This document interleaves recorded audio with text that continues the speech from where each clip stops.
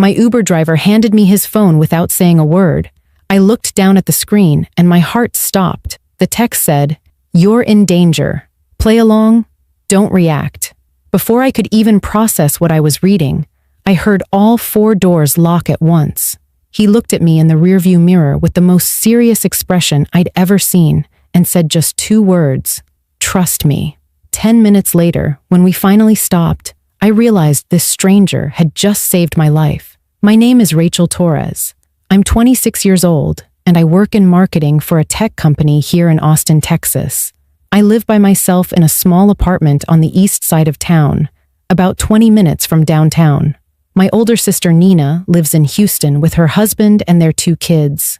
We talk on the phone almost every day, mostly complaining about work or laughing about our mom's latest attempts to set me up with someone from church. My parents, Maria and Carlos, still live in San Antonio where I grew up. My dad just retired from teaching high school, and my mom runs a small catering business out of their house. They worry about me all the time because I live alone in a big city, but I love my independence. I never thought that independence would almost get me killed. Before we go any further, do me a favor and hit that subscribe button right now. This story is going to get intense, and I need you to stick with me until the end. Also, drop a comment and tell me where you're watching from. I want to know I'm not the only one out here trying to stay safe. It was a Friday night in early October, around 9:30. I had just left a happy hour with my coworkers at a bar downtown. We'd been celebrating because we just launched this huge marketing campaign I'd been working on for 3 months straight. Everyone was in a great mood, buying rounds of drinks, taking group photos, the whole celebration thing. I had 2 margaritas, not enough to be drunk or anything, but definitely enough that I didn't want to drive home. My car was still parked at the office, so I did what I always do. I pulled out my phone, opened the Uber app, and requested a ride. It had been one of those crazy work weeks where you barely have time to breathe. Late nights at the office, client calls that ran over, presentations that needed to be perfect. I was exhausted. All I wanted to do was get home, change into my pajamas, and watch whatever show I'd been ignoring all week. My coworkers kept trying to convince me to go to another bar with them, but I was done. I said goodbye to everyone, gave out a few hugs, and walked outside to wait for my ride. Downtown Austin on a Friday night is always packed. There were people everywhere, music blasting from the bars, groups of friends laughing and taking selfies, couples holding hands walking down the street. I stood under a streetlight scrolling through my phone, checking Instagram, replying to a text from Nina, asking how the happy hour went. Just normal Friday night stuff. Nothing felt wrong or dangerous or unusual. My Uber app showed that my driver, Marcus, was 3 minutes away in a gray Toyota Camry. I'd taken hundreds of Uber rides before this. It was part of my routine. I never thought twice about it. When the gray Camry pulled up to the curb, I checked the license plate against what the app showed me, just like I always do. It matched. I opened the back door and slid into the seat. "Rachel?" the driver asked, turning slightly to look at me. "Yeah, that's me," I said, pulling the seatbelt across my chest and clicking it in. He was probably in his early 50s, a black man with graying hair and kind eyes. He wore a plain button-down shirt and had one of those pine-scented air fresheners hanging from his rearview mirror. Everything about him seemed completely normal, safe. Just another Uber driver doing his job on a Friday night. He pulled away from the curb smoothly and merged into the traffic on 6th Street. "How's your night going?" he asked. It was the usual small talk that Uber drivers make. "Pretty good. Just leaving a work thing. Ready to get home and crash on my couch." "I hear you," he said with a small smile. "Long week?" "The longest." We drove in comfortable silence for the next few minutes. I pulled out my phone and started checking my work emails, half paying attention to where we were going. We were heading east on 6th Street, which was the right direction toward my apartment. Everything felt totally normal and routine. Then I noticed something strange. Marcus kept looking in the rearview mirror, not at me, but at something behind us. His eyes would flick up to the mirror, stay there for a few seconds, then back to the road.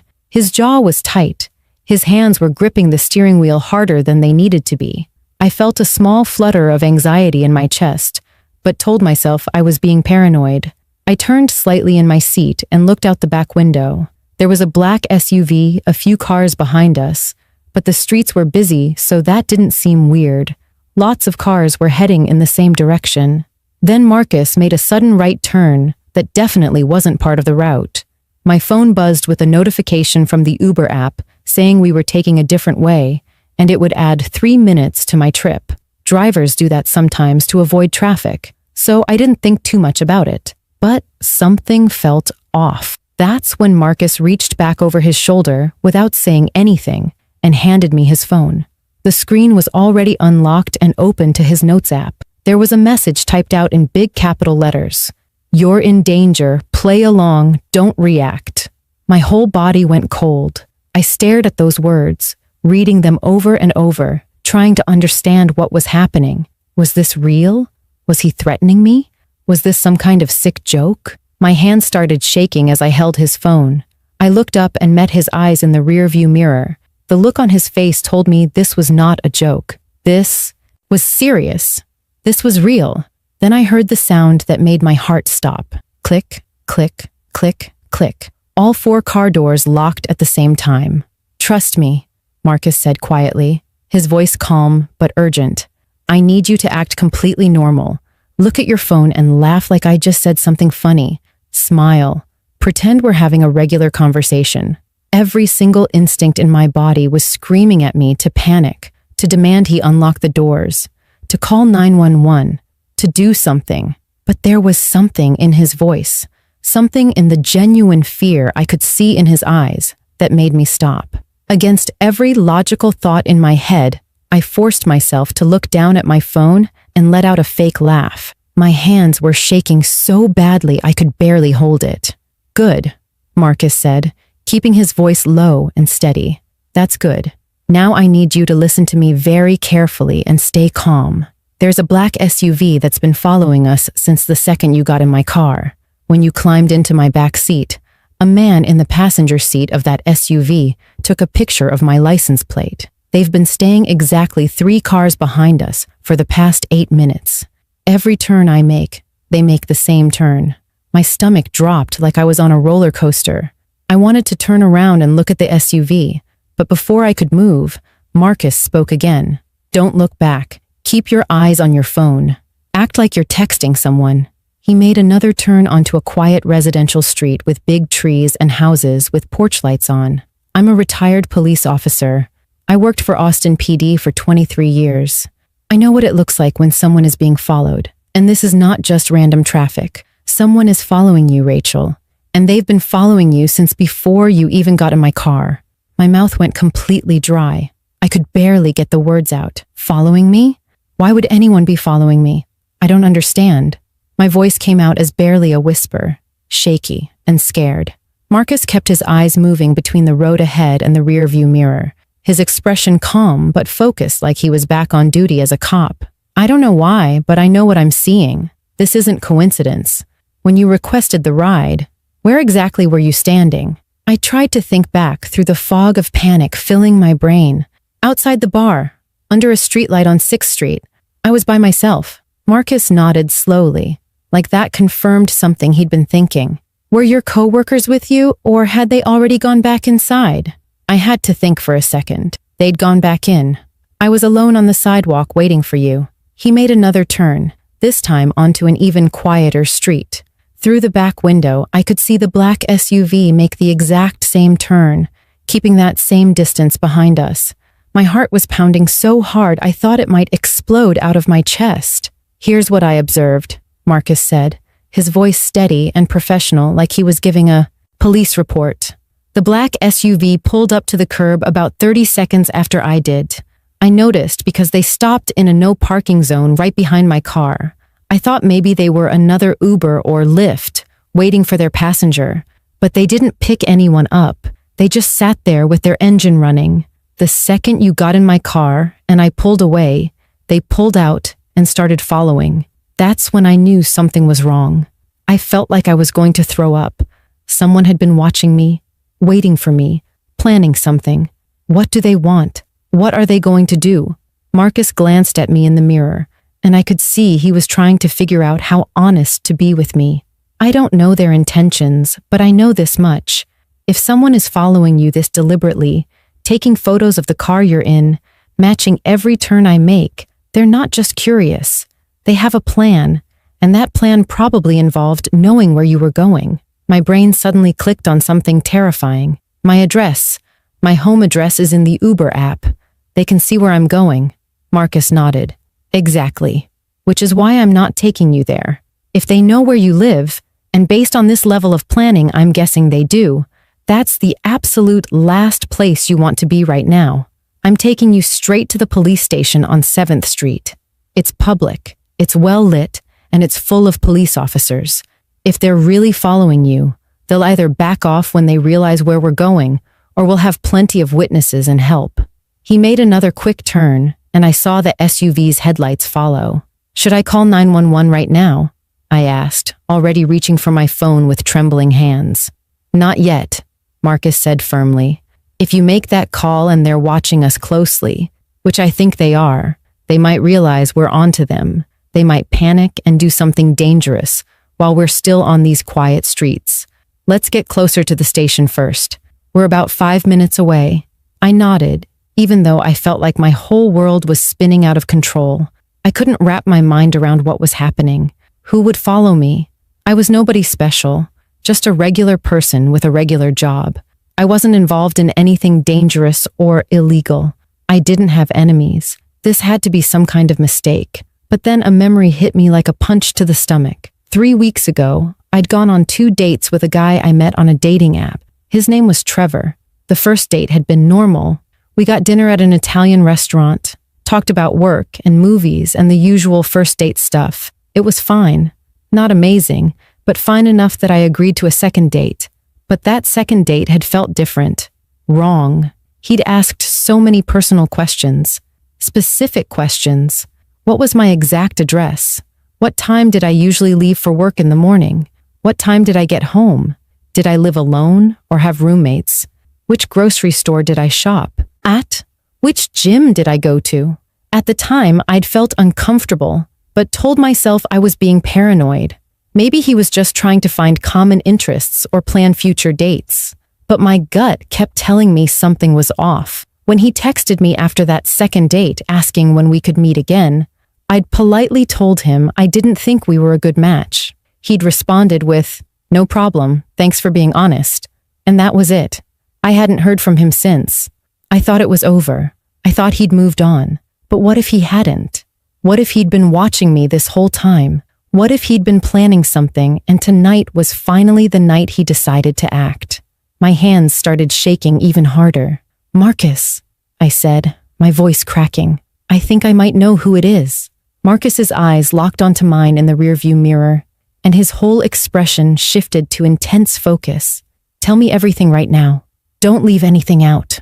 I took a shaky breath and started explaining as fast as I could. 3 weeks ago, I went on 2 dates with a guy I met on a dating app called Bumble. His name is Trevor. The first date seemed totally normal, just dinner and conversation, nothing weird. But the second date felt really off. He kept asking these super specific questions about my life, like exactly where my apartment was, not just the neighborhood, but the actual building. What time I left for work every morning, what time I usually got home at night. Did I live alone or have a roommate? Which grocery store I shopped at? Which gym I went to? At the time, I thought maybe he was just trying to figure out if we lived near each other or had similar routines, but it made me really uncomfortable. When he asked for a third date, I told him I wasn't interested. He seemed fine with it, just said no problem, and that was the last I heard from him. I paused, trying to remember any other details that might matter, but now that I think about it, about a week after I told him I wasn't interested, I could have sworn I saw his car in the parking lot at my gym, and maybe once near my office building. But I told myself I was being paranoid, that lots of people have similar cars, that it was just coincidence. Marcus's jaw tightened and he made another quick turn. The black SUV followed. "That's not paranoia, Rachel. That's your instincts trying to tell you something was wrong. Did you ever give him your home address directly?" I shook my head hard. "No, never. I met him at both restaurants. I drove myself and didn't let him pick me up or drop me off, but my job is listed on my LinkedIn profile with the company name. He could have looked that up and followed me from work to figure out where I live. The reality of what I was saying hit me like a truck. This guy had probably been watching me for weeks, learning my schedule, following me, waiting for the right moment. And tonight, when he saw me standing alone on that sidewalk waiting for an Uber, slightly tipsy from happy hour, he must have thought it was his chance. "Okay, here's what we're doing," Marcus said, and his voice had that commanding tone that made it clear he'd spent decades as a police officer. "I'm calling this in right now." He pulled his own phone out of a holder attached to his dashboard and used his car's Bluetooth system to make a call. Within 2 rings, someone answered. "This is Marcus Williams, retired Austin PD, badge number 4729. I need immediate assistance at the 7th Street Police Station. I'm currently driving a gray Toyota Camry, license plate JKL 5892, and I'm transporting a passenger who I believe is being actively stalked. We're being followed by a black SUV. I can't make out the full license plate from this distance, but I can confirm it's been tailing us for approximately 14 minutes now, through multiple turns. This is not random traffic. ETA to the station is 3 minutes." The dispatcher's voice came through the car speakers, calm and professional. "Copy that, Mr. Williams. I'm notifying officers at the 7th Street station right now. Are you or your passenger in immediate physical danger at this moment?" Marcus glanced in the rearview mirror at the SUV still following us. "Not immediate danger, but the situation is escalating. The subject has maintained visual contact and is matching our route exactly. We need officers ready when we arrive." The dispatcher responded quickly. "Understood. Officers will be waiting at the main entrance. Proceed directly to the station and do not stop for any reason." Marcus ended the call and looked at me in the mirror again. "Rachel, I need you to do something important right now. Text someone you trust. Your sister, your parents, a close friend. Tell them exactly what's happening and where you are. If something goes wrong, and I don't think it will, but if it does, I want someone to know your situation immediately." My hands were shaking so badly I could barely unlock my phone, but I managed to open my messages and pull up my conversation with Nina. I typed as fast as my trembling fingers would let me. "Nina, something bad is happening. I'm in an Uber heading to police station on 7th Street. Someone is following me in a black SUV. My driver is a retired cop and he's helping me. If you don't hear from me in 20 minutes, call the police. I love you." I hit send and watched the message show as delivered. Within 5 seconds, I saw the 3 dots appear showing Nina was typing. Then my phone started ringing with her name flashing on the screen. I answered and put it on speaker. "Nina, I'm okay right now. I'm safe. I'm with an Uber driver named Marcus, who used to be a police officer, and he's taking me straight to the police station." Nina's voice came through panicked and loud. "Rachel, what the hell is going on? Who's following you? Are you safe?" Marcus spoke up before I could answer. "Ma'am, this is Marcus Williams. Your sister is completely safe with me. We have strong reason to believe she's being followed by someone in a black SUV, possibly someone she knows. I'm taking her directly to the police station where officers are already being notified and will be waiting for us. She's going to be fine." I could hear Nina's husband in the background asking what was wrong. "Rachel, I'm getting my keys right now. I'm driving to Austin." Her voice was shaking. "Nina, just stay on the phone with me, okay? Don't hang up." We turned onto 7th Street, and I could see the police station up ahead. It was all lit up, bright and safe looking. There were 2 patrol cars parked right out front with their lights on, and I could see at least 3 officers standing by the main entrance waiting for us.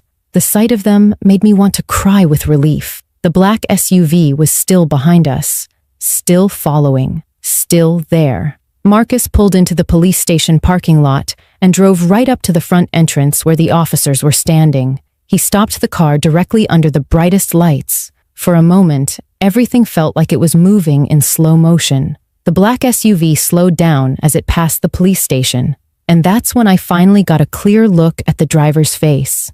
The streetlight lit up the inside of his car for just a couple of seconds, but it was enough. It was Trevor, the same guy from those 2 dates. His eyes met mine through the window, and in that brief moment, I saw something in his expression that terrified me.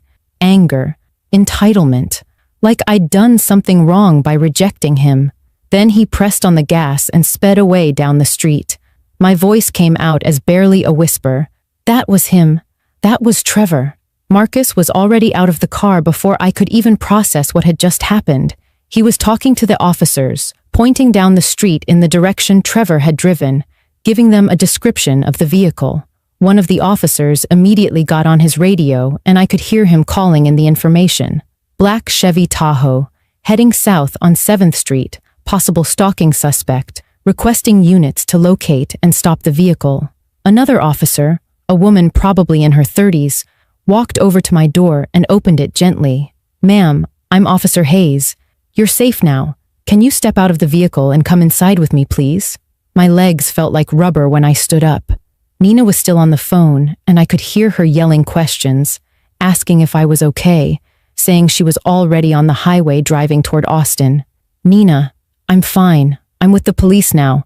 I'll call you back in a few minutes, I promise." I hung up even though she was protesting, because I needed to focus on what was happening. Officer Hayes led me inside the police station and into a small room with a table and a few chairs. It looked exactly like the interrogation rooms you see on TV shows. Marcus came in with us, along with another officer who introduced himself as Detective Ryan Moreno. He was maybe 40 years old, with a serious face, but kind eyes. "Rachel, I know this has been a terrifying experience, but I need you to tell me everything you know about the person who was following you. Take your time and don't leave anything out, no matter how small it seems." I went through the whole story again. How I'd met Trevor on Bumble 3 weeks ago, the 2 dates we'd gone on, how the second date had felt wrong because of all his invasive questions, how I'd politely declined a 3rd date, and he'd seemed to accept it. I pulled out my phone and showed Detective Moreno our entire text conversation on the app. I gave him Trevor's full name, Trevor James Ashford, and his phone number that was saved in my phone.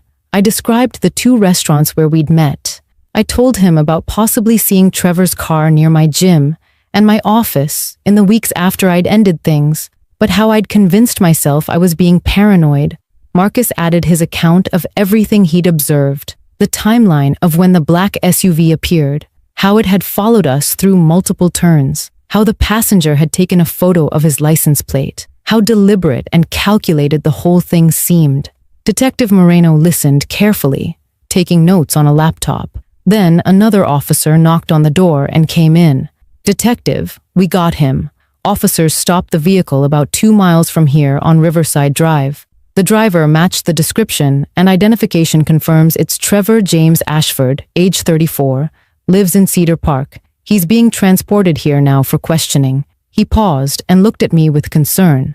We also found something relevant. He has an active concealed carry permit. There was a handgun in his vehicle. My entire body went cold. Trevor had a gun. He'd been following me with a gun in his car. What was he planning to do? Detective Moreno's expression stayed calm, but I could see the seriousness in his eyes. "Rachel, did Trevor ever mention owning a weapon? Did you ever see him with a gun during your dates?" I shook my head, feeling like I might throw up. "No, never. He seemed completely normal on the first date, just a regular guy. I had no idea he had a gun." Another officer appeared at the door. "Detective, the subject is here. He's in interrogation room 2. 20 minutes later, I was standing behind a one-way mirror window, looking into another room exactly like the one I'd been sitting in. Trevor was there, sitting at the table, and he looked completely different from the guy I'd had dinner with 3 weeks ago. He seemed agitated, defensive, kept running his hands through his hair. Detective Moreno and another detective went into the room to question him, and I could hear everything through a speaker. "Trevor, we need to talk about what you were doing tonight. Specifically, why were you following Rachel Torres in your vehicle?"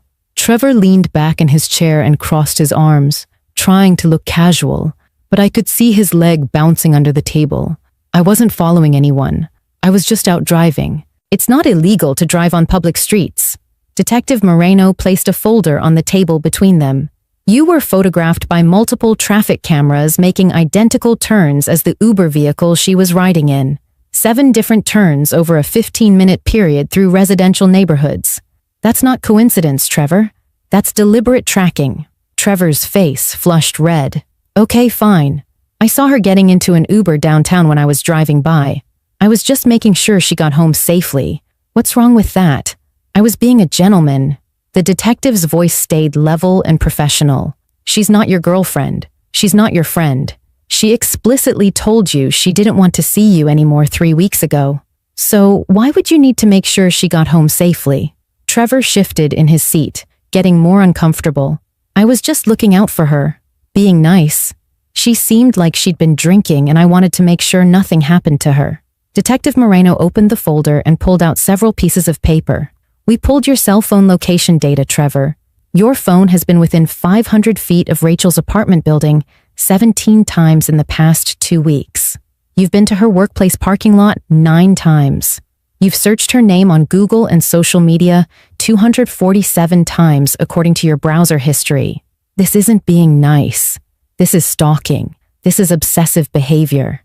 I watched the color drain completely from Trevor's face. His casual attitude disappeared. I have the right to go wherever I want. I have the right to look up anyone online. That's not illegal. Detective Moreno pulled out another paper. We also searched your vehicle.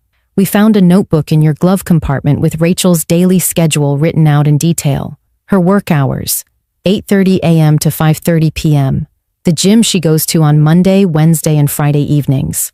The coffee shop she visits on Saturday mornings at 10 a.m. The grocery store she shops at on Sunday afternoons. How did you get this information, Trevor? Trevor's hands clenched into fists on the table, and his voice got louder, angrier. She led me on. We had 2 great dates. She laughed at all my jokes. She seemed really interested in me. Then she just suddenly cut me off for no reason. She didn't even give me a real explanation.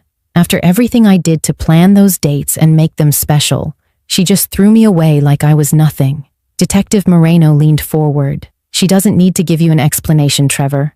She's allowed to decide she doesn't want to date you. That's her right. That doesn't give you permission to stalk her, to follow her, to document her every move, to show up near her home and workplace repeatedly. Trevor stood up suddenly, his chair scraping against the floor. I wasn't going to hurt her. I just wanted to talk to her face to face, to make her understand that we're good together, that she made a mistake. I was going to wait outside her apartment tonight and just talk to her when she got home. That's all. Just talk. Detective Moreno stood up too, his voice firm and commanding. With a loaded handgun in your vehicle? You were planning to just talk? Trevor's mouth opened and closed, but no words came out.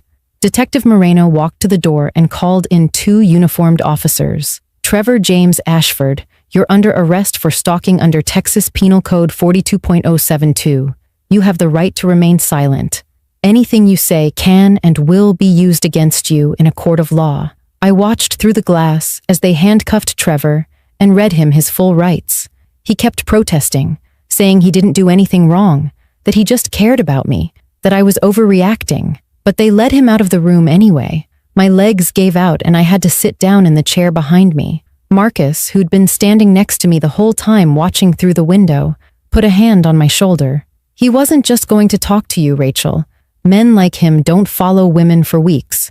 Don't wait outside their homes with weapons just to have a conversation. You're alive and safe right now because you got into my car tonight instead of driving yourself home. You're safe because I noticed what was happening. That's the only reason this didn't end very differently.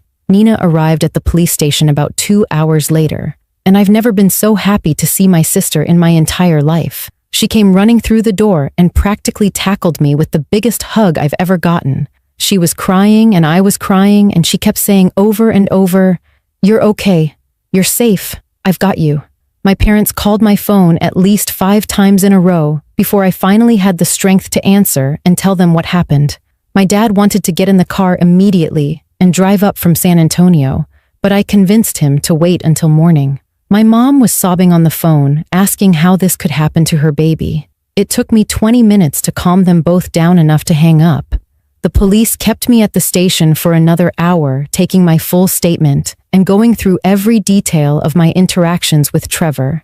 Then, Detective Moreno came back with information that made my blood run cold. They'd gotten a search warrant for Trevor's apartment in Cedar Park, And what they found there was worse than I could have imagined. He had printed photos of me that he'd taken without my knowledge. Me walking into my gym, me getting coffee on Saturday morning, me leaving my office building. There were screenshots of all my Instagram posts going back months, printed out and organized in a binder. He'd created an actual timeline on poster board tracking my weekly routine with different colored markers. And worst of all, he'd written this creepy journal with entries about me, about us, about the relationship he thought we were supposed to have. He'd convinced himself that we were meant to be together, and my rejection was just a test, or an obstacle he needed to overcome. Detective Moreno explained that following me home that night was supposed to be Trevor's big moment. He was going to show up at my apartment after I got dropped off by the Uber, make it seem like a coincidence that he was in my neighborhood, and try to convince me to give him another chance. He had flowers in his car, red roses, and he had that gun, which he legally owned, but which the police believed he brought for intimidation, or worse, if I didn't respond the way he wanted. The detective told me that in Trevor's twisted mind, he wasn't doing anything wrong. He thought he was fighting for love, being persistent, not giving up on something good. He didn't see himself as a stalker. He saw himself as a romantic. That's what made him so dangerous. I filed for a restraining order the very next day. Nina stayed with me and went to the courthouse with me to fill out all the paperwork. Trevor was charged with stalking, criminal harassment, and unlawful surveillance. His lawyer tried to make it sound like a misunderstanding, like Trevor was just a guy who had feelings and didn't know how to express them properly. But the evidence was overwhelming. The notebook with my schedule, the photos he'd taken, the GPS data from his phone showing he'd been near my apartment and workplace dozens of times, the 247 searches of my name online, the timeline he'd created. All of it painted a clear picture of someone who was obsessed and dangerous. He ended up taking a plea deal to avoid going to trial. He was sentenced to 18 months in county jail, followed by 5 years of probation and mandatory psychological counseling. The restraining order was made permanent, meaning he can never contact me or come within 500 feet of me for the rest of his life. If he violates it even once, he goes straight back to jail. 2 weeks after that night, I moved to a different apartment. I couldn't stay in my old place knowing Trevor had been there so many times, watching, waiting, documenting my life. Nina took time off work and helped me pack everything. We found a new place closer to downtown with a doorman and security cameras everywhere. It cost more money, but I didn't care. I needed to feel safe again. My parents offered to let me move back to San Antonio, but I refused. I wasn't going to let Trevor take away the life I'd built for myself in Austin. He didn't get to win, but I'd be lying if I said everything just went back to normal. It didn't. I still have nightmares sometimes about what could have happened if Marcus hadn't been paying attention that night. I still check over my shoulder constantly when I'm walking alone. I still get nervous when I see a black SUV. I deleted all my dating apps and I haven't been on a date since. Maybe someday I'll be ready to try again. But not yet. The fear doesn't just disappear overnight. Here's what I learned from this nightmare, and this is why I'm sharing my story with all of you. First, always trust your instincts. On that second date with Trevor, my gut was screaming at me that something was wrong. He was asking too many personal questions. He was getting too intense too quickly. I felt uncomfortable, but I ignored it because I didn't want to seem rude or paranoid. Women are taught from childhood to be polite, to be nice, to not make a scene. But being polite can literally get you killed. If someone makes you uncomfortable, you don't owe them anything. Not an explanation, not another chance, not politeness. Just get out of that situation. Second, take threats and weird behavior seriously, even when they seem small. Trevor finding my gym, showing up near my office, these weren't coincidences. They were warning signs that I dismissed because I didn't want to believe someone could be that obsessed after just 2 dates. But obsession doesn't follow logical rules. Some people become dangerous after one rejection. Document everything. Tell people what's happening and report it to the police even if you feel like you're overreacting. And third, there are good people in this world who will help you if you let them. Marcus didn't have to do what he did. He could have just followed the GPS, dropped me off at my apartment, collected his fare, and moved on to his next ride. But he was paying attention. He noticed the black SUV. He recognized the pattern. He trusted his instincts, and he acted to protect a complete stranger. He literally saved my life that night. If this story resonated with you or made you think about your own safety, please hit that subscribe button right now. I share these stories because they matter, because they might help someone recognize the warning signs before it's too late, and leave a comment telling me where you're watching from. I need to know there's a community of people out there who understand how important this is. Marcus and I still keep in touch. He texts me every couple of weeks just to check in and make sure I'm doing okay. I've sent him so many thank you messages I've lost count. Every time I try to tell him he's a hero, he says he was just doing what anyone should do. But we both know that's not true. Most people wouldn't have noticed. Most people wouldn't have acted. Most people would have just followed the GPS and minded their own business. But Marcus saw something wrong, and he chose to get involved, even though it meant making me uncomfortable by locking the doors and changing the route. He chose my safety over my comfort, and that choice saved my life. 3 months after that night, I had to testify at Trevor's sentencing hearing. I walked into that courtroom with Nina holding one hand and my mom holding the other. I stood up in front of the judge and told them exactly what Trevor had done to me, how he'd stolen my sense of security, how he'd made me afraid to go to the gym, afraid to go to work, afraid to exist in my own life, how he'd violated my privacy and my peace, how his obsession had traumatized me in ways I'm still dealing with. Trevor sat there at the defendant's table and didn't look at me once during my entire statement. The judge listened carefully and then gave him the maximum sentence allowed under the plea agreement. When it was over, I walked out of that courtroom holding my head high. Trevor couldn't hurt me anymore. He couldn't follow me or watch me or show up uninvited in my life. He was going to jail, and after that, he'd be on probation with strict conditions. If he ever came near me again, he'd go right back to prison. But even with Trevor locked up, the effects of what he did haven't completely gone away.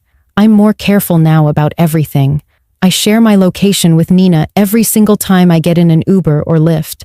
I check the license plate against the app religiously.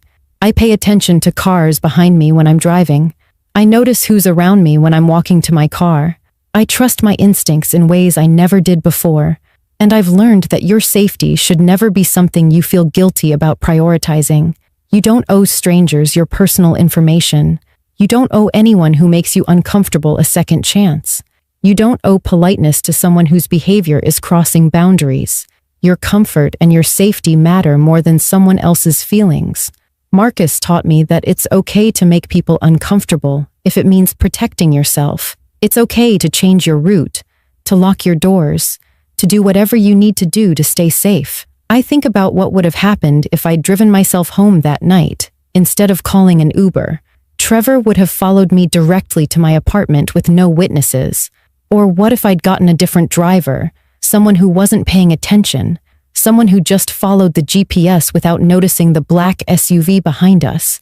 I would have gotten dropped off at my apartment, and Trevor would have been right there waiting with his flowers, and his gun, and his delusions about our relationship. I don't like to think about how that night could have ended, but I know it wouldn't have been good. Your safety is not something you should ever apologize for or feel bad about prioritizing. If a situation feels wrong, remove yourself from it immediately. If someone's behavior is making you uncomfortable, you don't owe them an explanation or another chance. If a stranger tries to help you like Marcus helped me, don't automatically assume the worst. Sometimes the person you least expect is the one who saves your life. Stay aware of your surroundings. Stay safe. Trust your instincts. And remember that there are people out there like Marcus who will protect you if you let them. You never know when you might need someone like that in your life. I'm grateful every single day that I got into the right car that Friday night.